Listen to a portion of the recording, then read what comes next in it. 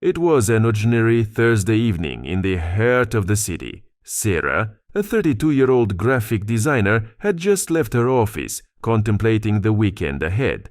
The city lights were flickering, casting a warm glow on the streets, bustling with people heading home. Sarah was no different. She was looking forward to a quiet night in her cozy apartment. Taking her usual shortcut through a dimly lit alley, she enjoyed the solitude away from the crowded main streets. Little did she know, this particular evening was about to take a terrifying turn, altering her perception of safety and normalcy forever. As Sarah walked, her mind was occupied with the day's events and plans for tomorrow. The alley was quiet, with only the distant sounds of the city life breaking the silence. She always appreciated these moments of solitude, but tonight something felt unsettling. The hairs on the back of her neck stood up, a chill running down her spine. Before she could understand this instinctual warning, her world was abruptly shattered. Sarah's senses heightened as she felt an ominous presence behind her. Before she could react, she was forcefully grabbed. Panic surged through her as she struggled to break free, but her assailant's grip was overpowering. In that moment, every street safety tip she'd ever read flashed through her mind, but fear paralyzed her ability to act on them.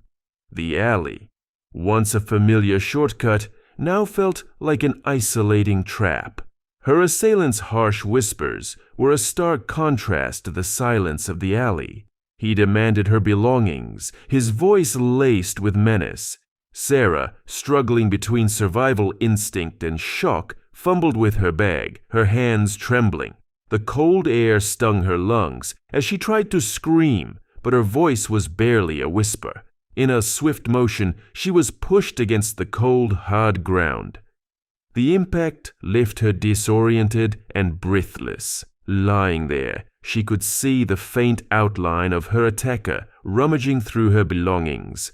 A mix of anger and helplessness washed over her.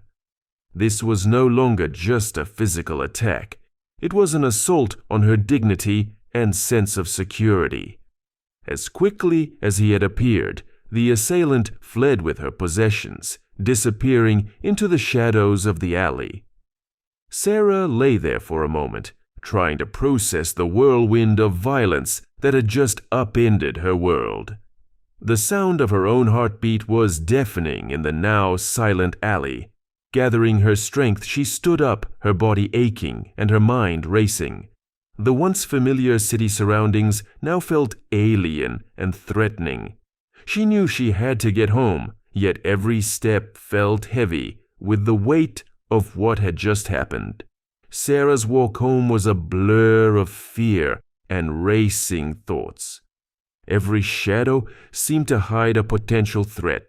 Every stranger on the street was a reminder of her vulnerability. Reaching her apartment, she locked the door behind her and slid to the floor, her body trembling uncontrollably.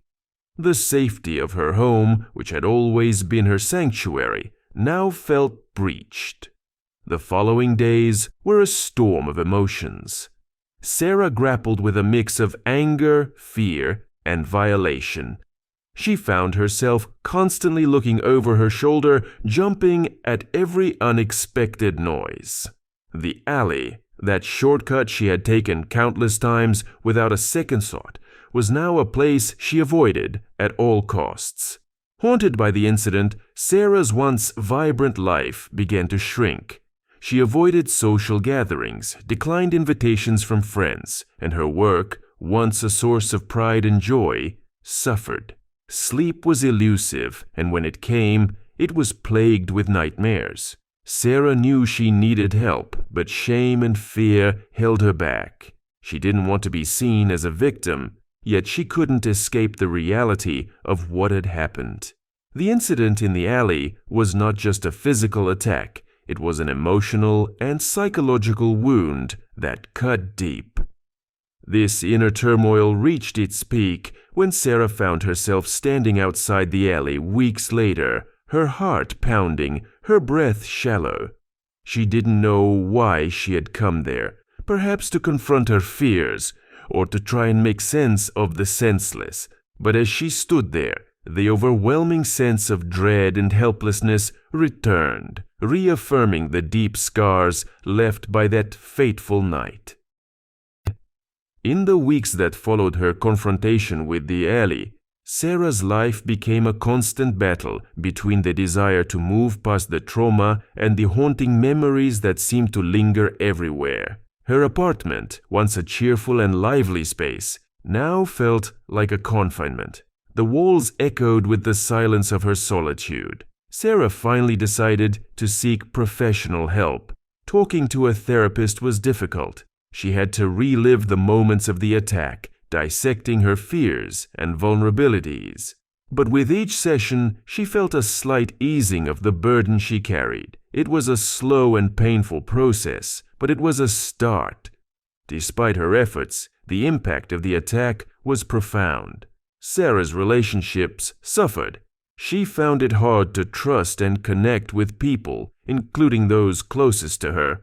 Her once bright and optimistic view of life was now clouded with caution and skepticism.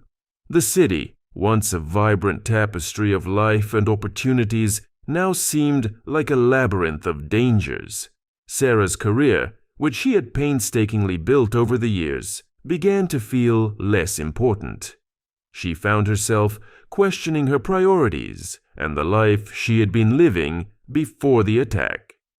As time passed, Sarah realized that she could not return to the person she was before. The incident in the alley had changed her in ways she was still trying to understand. The physical wounds had healed, but the emotional scars remained, a constant reminder of her vulnerability and the fragility of life. Months turned into a year, and Sarah's life continued on a path marked by gradual yet significant changes. The therapy sessions became a crucial part of her week, a safe space where she could unravel the tangles of her trauma. She learned coping mechanisms, but more importantly, she learned to accept that the scars left by the attack were now a part of her story. Sarah's interactions with the world remained cautious. The vibrant and fearless woman who once walked the city streets with confidence was now more reserved, more reflective. She had lost a part of herself in that alley, a part that she knew she would never fully reclaim. The incident also reshaped her relationships. Some friends, unable to understand her change, drifted away. Others stayed, forming a tighter circle around her, offering a support system she hadn't known she needed. Sarah realized that vulnerability wasn't a weakness, but a profound source of strength. Her career took a new direction. Sarah found solace in using her skills to help others, engaging in projects that focused on community safety and support. This work brought her a sense of purpose, a feeling that she was turning her pain into something meaningful. As she walked through the city, now taking longer, more secure routes, Sarah often thought about that fateful night. The memories were still painful, but they no longer controlled her. She had emerged from the darkness of her trauma with a deeper understanding of herself and the world around her. The attack in the alley was a tragic chapter in Sarah's life, but it wasn't the defining one. She was more than her trauma. Her journey was marked by resilience, a testament to the human spirit's ability to adapt and find new paths in the wake of adversity.